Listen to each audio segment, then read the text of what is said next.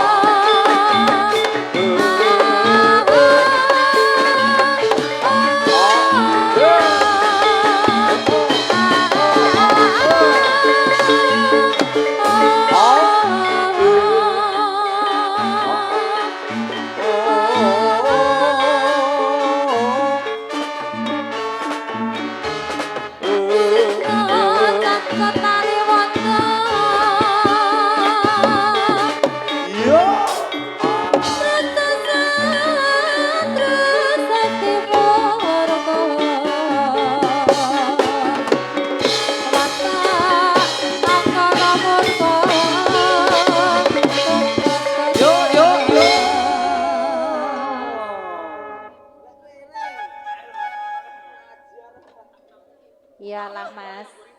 Heeh. Iki jaranke pangele Mimi kok ya sak gelase barang melu dikletus ki lho. Ya ampun. Heeh, jaranke nek enom. Heeh.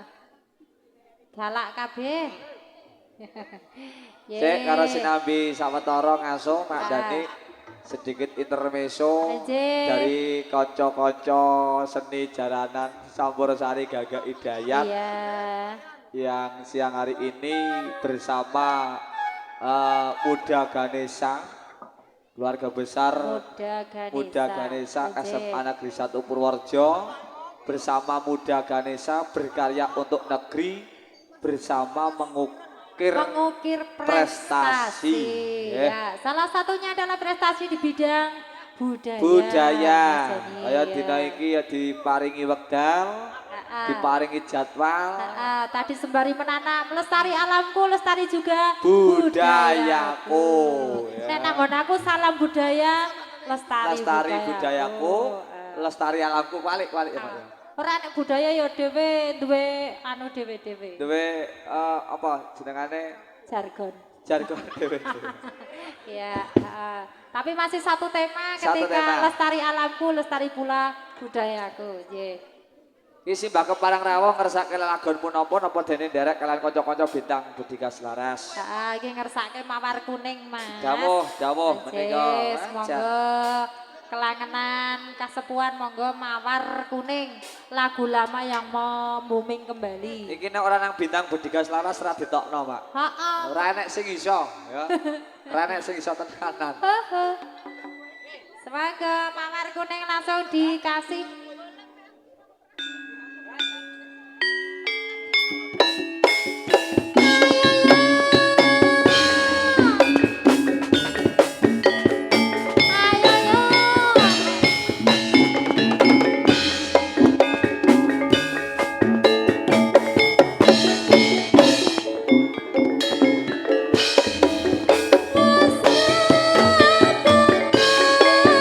Hatiku